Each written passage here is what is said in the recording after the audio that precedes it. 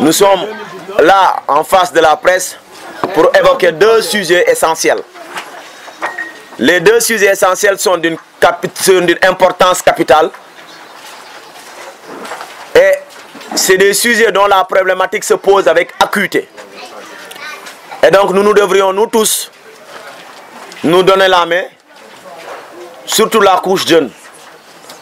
Pourquoi enfin que dans ce pays, que la justice fasse son travail, mais au-delà du fait que la justice fasse son travail, que les décisions de justice soient respectées. Nous sommes là réunis ce soir ou ce matin pour évoquer deux sujets. Le premier sujet qui concerne le président du conseil d'administration du Crédit Mutuel, on dira le président du conseil d'administration du Crédit Mutuel. Pourquoi? Parce que il est toujours le président du conseil d'administration, à savoir le sieur Mamadou Badji. Mamadou Badji a été convoqué devant la justice après qu'une plainte a été déposée par la commission bancaire du Crédit Mutuel au lendemain de sa réélection. Parce qu'il a été élu pour un premier mandat et ce mandat a été renouvelé en décembre. En décembre 2016. Et malheureusement, en janvier 2018 ou 2017, la commission bancaire l'avait attaqué en justice. Depuis 2017. Donc, il y a eu procès le 11 décembre 2000, le 11 juin 2019. Et lors du procès, la commission bancaire étant très puissante parce que, ayant les moyens de se payer tous les avocats du monde, malheureusement, quand il n'y a pas la vérité, la justice tranche. Et nous sommes fiers aujourd'hui de parler de cette justice-là. Même si par ailleurs, par moment, nous jetons de l'opprobre sur elle. Ce qui s'est passé, c'est que le 11 juin, une décision de justice était sortie pour dire que le sieur Mamadou Badji n'a rien fait de toutes les accusations et que les accusations étaient des accusations infondées avec des allégations fallacieuses. Malheureusement, c'était comme un coup d'épée ou c'était comme une tonnerre sur la tête de la commission des agents ou des membres de la commission bancaire qui ont décidé de faire appel. C'est au Sénégal, quand tu n'es pas d'accord sur une décision de justice, tu as le droit de faire un appel. Et malheureusement pour eux, après appel, il y a eu délibération. Et la justice a encore tranché pour dire, pour réitérer la décision du 11 juin, montrant que le sieur Mamadou Badji n'a pas tort, qu'il est dans ses droits. Et au même moment, le ministre Amadouba a fait sortir un arrêté parce que quand ces gens-là étaient en justice, Mamadou Badji et autres, malheureusement, l'État du Sénégal avait décidé de mettre ce que l'on appelle une administration provisoire. Et donc cette administration provisoire, après normalement l'arrêté du ministre, le travail ou cet arrêté ou l'administration provisoire devrait normalement s'arrêter. Mais malheureusement, connaissant certaines personnes au Sénégal qui pensent qu'ils sont au-dessus de la loi, jusque-là cet arrêté du ministre Amadouba tarde à être exécuté. Et quand il a été remplacé, le ministre Abdoulaye Daouda Diallo a été mis au parfum, il n'en revenait même pas. Mais malheureusement, nous sommes aujourd'hui en juin 2021 et que jusque-là, la décision de justice n'est pas respecté, mais aussi l'arrêté du ministre Amadouba n'est pas encore respecté. Et nous ne savons pas le pourquoi. Parce que nous nous disons, nous ne sommes pas des brigands, nous ne sommes pas des hors-la-loi dans ce pays. Et que nous devrions tous de respecter la loi. Nous devrions tous faire application et exécution des décisions de justice. Mais malheureusement, on a vu que tel n'est pas le cas pour ce dossier. Mamadou Badji doit être rétabli dans ses droits. Parce qu'il a bénéficié d'un deuxième mandat. Et donc nous demandons au président de la République d'exécuter non seulement la décision de justice, mais aussi nous demandons à Abdoulaye Daouda Diallo d'exécuter l'arrêté de son prédécesseur. Il a été là. On dit que l'État est une continuité. Donc, nous ne voyons pas pourquoi cela tarde à être fait. Depuis 2019 jusqu'en 2021, vraiment nous peinons à comprendre qu'est-ce qui se passe dans ce pays, ce beau pays qui est le Sénégal. Où nous savons tous que le dernier rempart c'est la justice. Et que malheureusement, ceux-là qui nous gouvernent sont les premiers à malmener cette justice. Et encore ils sont les premiers à nous demander et à proférer cette phrase que nul n'est censé ignorer la loi, que nul n'est au-dessus de la loi. La loi, elle est impersonnelle. Elle est censée s'appliquer à tout le monde. Que ce soit le président de la République, que ce soit ses ministres, ses députés, et que ce soit aussi tous les citoyens, quel que soit son bord, son appartenance, sa race, son ethnie. Dans ces décisions de justice, un autre dossier vraiment qui a attiré toutes les attentions, je peux vous le dire, ou nous pouvons vous le dire. C'est la décision, ou c'est une affaire qui concerne la réhabilitation de la boucle des Kalounaï, ou la construction de la route de la boucle des Kalounaï, et la construction ou la réhabilitation de la RN4. Nous devons vous le dire ici. À l'époque, quand les populations se sont levées pour dénoncer l'état de la route de la boucle des Kalounaï, des témoins sont là. Nous avons été là-bas en tant que membres du mouvement Vision Citoyenne pour les soutenir dans leur cause, parce qu'on se disait que la boucle des Kalounaï, avec quasiment plus de 20 villages, 25 villages, plus de 25 villages, il n'y a même pas une route bitumée. Et ça, nous vous le disons, nous avons marché en période de saison des pluies, en pataugeant même dans les eaux. Nous sommes revenus rouges. Pourquoi? Parce que vu l'état de la route, c'était une piste. Nous nous sommes battus avec les populations, avec les Sénégalais, pour dire que les Kalounaï ne méritent pas ça. Et nous avons été agréablement surpris quand l'État du Sénégal s'est dit, à travers le président de la République, quand il était là la fois dernière, que la route des Kalounaï sera bitumée. Tout le monde a applaudi. Et comme la RN4 aussi constitue un danger ambulant, avec des dos de chameau, l'État du Sénégal a décidé de réhabiliter encore la RN4. Nous sommes contents, tout le monde est content, tout le monde applaudissait. Mais malheureusement, ce qui s'en est suivi, aussi, comme l'autre nous avait agréablement surpris. Mais cette fois-ci, nous avons été désagréablement surpris. La première des surprises, c'est quoi?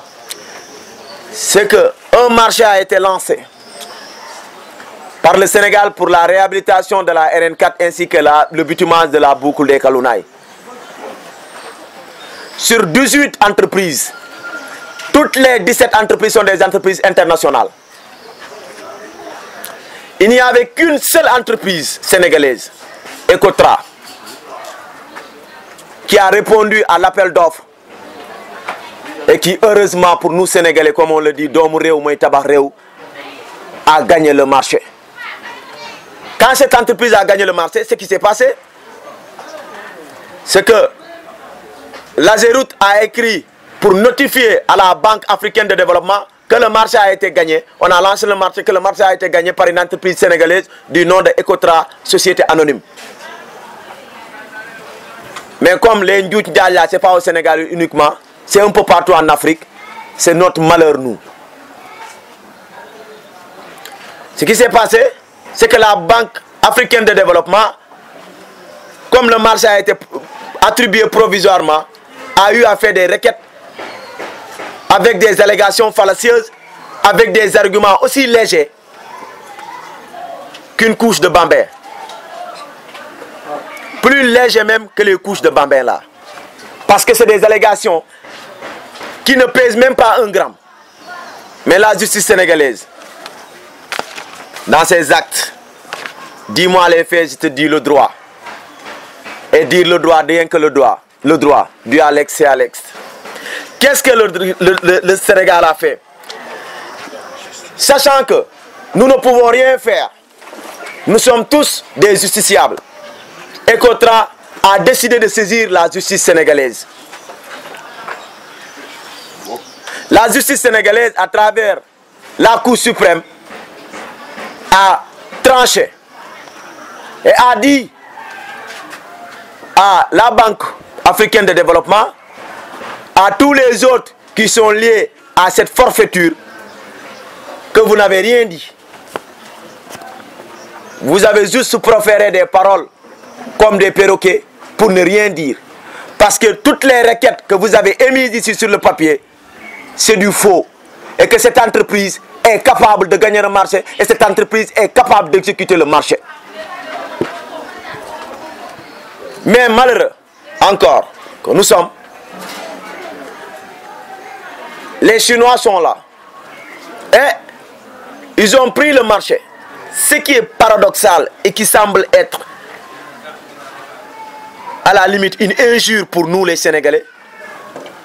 Nous avons contracté une date auprès de la Banque africaine de développement. Nous allons payer.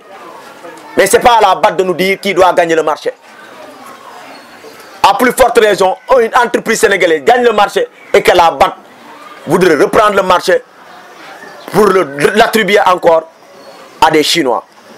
Le travail des Chinois est là. Allez à Kafountine, à Bénin. Allez au niveau du stade à l'Institut Diatta, où les toits se sont envolés pour aller en Chine. Rien n'est bon dans le travail des Chinois en Afrique. Ils ne nous respectent pas. Et maintenant, qu'est-ce que vous voulez? Les Chinois détruisent l'économie africaine. Même au Sénégal. Mais, ce qu'on ne comprend pas, c'est que dans un marché, on dit, c'est pour le moins 10 ans. Et malheureusement, ou heureusement pour nous, le moins 10 ans, c'est l'entreprise sénégalaise. C'est elle qui a gagné le marché, à hauteur de 12 milliards. On prend le marché encore pour l'attribuer de nouveau aux Chinois avec un capital de 16 milliards 900 et quelques millions, plus de 17 milliards. Mais le moins 10 ans, c'est 12 milliards. Qu'est-ce qui s'est passé donc? Qu'est-ce que les Chinois ont proposé? S'il y a eu des dessous de table, il faut nous le dire. Mais pour cette affaire-là, nous vous disons que la jeunesse casamançaise est engagée. Et que la jeunesse sénégalaise, de par nos réseaux, nous avons parlé à nos amis d'un peu partout. Parce que nous avons un concept, nous les activistes sénégalais, pour dire « Dom Réou Moui Tabar Réou ». Il ne faut pas qu'on continue à tuer nos entreprises. Sur 18 entreprises, la seule entreprise, une des entreprises, est la seule qui a soumissionné pour ce marché-là est Ecotran. Toutes les autres entreprises sénégalaises sont mortes. Parce que l'État ne paye pas, c'est un mauvais payeur. Il contracte des dettes, il ne paye pas. Mais sur ce, nous disons que nous n'allons jamais, et nous allons nous battre pour que les Chinois ne puissent pas faire ce travail-là. Parce que les Chinois, ils nous amènent que de la pacotille. Ils ne respectent pas les Africains. Nous avons vu le problème de l'usine de Caro. Donc ce que nous demandons, et ça nous lançons un appel solennel au président de la République. vous devrez être le premier à soutenir les entreprises sénégalaises. Le premier, je dis bien, nous disons bien. Parce que vous avez vu que toutes les entreprises sénégalaises quasiment sont en faillite. S'il y a certaines qui résistent, vous devrez être le premier même à débloquer de l'argent, comme les Américains le font, comme les Français le font, pour que leur entreprise puisse gagner des marchés dans ce pays, dans leur propre pays, mais aussi à l'extérieur. Regardez, le Sénégal est inondé par des Marocains. Qu'est-ce que les Marocains ont de plus que les Sénégalais? C'est des Africains comme nous. Mais ils gagnent des marchés un peu partout dans le monde. Donc nous demandons le président de la République. Nous savons tous que vous êtes au courant de ce marché-là parce que les gens vous ont évoqué la question. Vous en avez parlé. Mais nous ne voulons pas des Chinois chez nous pour ce travail-là. Vous réclamez le départ de la Casamance? Nous réclamons immédiatement et sans condition, sans complaisance, le départ des Chinois ici pour cette question de réhabilitation et de bitumage de la route des Kalounaï et de la RN4. Faute de quoi? Faute de quoi? Nous allons faire des représailles, bien sûr. Le travail ne sera pas fait non seulement. Ou, s'ils veulent travailler, ils vont toujours apporter ou amener des gendarmes ou des policiers pour sillonner les routes. Parce que de Sénégal ici, nous allons vous dire que nous avons contacté les gens pour que les Chinois ne puissent pas faire le travail. Est-ce que vous savez ce qu'ils sont en train de faire, même les Chinois? Les gens même viennent demander de l'emploi. Ils leur disent qu'ils n'ont pas d'emploi à leur donner. Je demande aux Sénégalais, pour les questions d'infrastructure routière, ne travaillez pas avec les Chinois parce que c'est des exploitants. Ils exploitent les gens. Ils ne respectent pas la dignité de l'homme africain. Ils ne nous respectent pas. Vous avez vu un peu partout, sur tous les toits, on crie. Il y a des Chinois. Vous voulez donner ce marché-là. Et ce marché-là aujourd'hui constitue le plus grand marché de la Casamance. Le président de la République, M. Macky Sall, donnez ce marché-là, redonnez ce marché-là à ceux-là qui l'ont gagné, à cette entreprise-là. On vous demande tout simplement, et nous vous lançons ce cri de cœur-là. Nous voulons réellement que ce marché-là revienne de droit à Ecotrans, société anonyme. Les décisions de justice, ça se respecte. Et monsieur le président de la République, si vous autres, vous ne respectez pas les décisions de justice, il faut comprendre une chose. L'offense doit être de telle sorte que l'on ne doit pas craindre la vengeance. Si vous ne respectez pas la loi, les populations, les citoyens lambda ne respecteront pas la loi. Parce que dans ce pays-là, vous avez vu que tout le monde imite. Donc nous demandons au président de la République, nous vous félicitons pour ce marché que vous avez lancé, mais nous vous remercions pour ce marché que vous avez lancé. Mais nous vous disons encore que nous ne laisserons pas les Chinois faire ce travail-là. Nous avons un plan d'action bien déterminé que nous donnerons aux journalistes dans une autre conférence de presse. Et nous vous disons que nos amis de Dakar sont déjà prêts pour entrer dans le combat. Les Chinois, allez-y chez vous ou allez-y dans d'autres pays. Nous ne sommes pas des brebis galeuses. Merci beaucoup.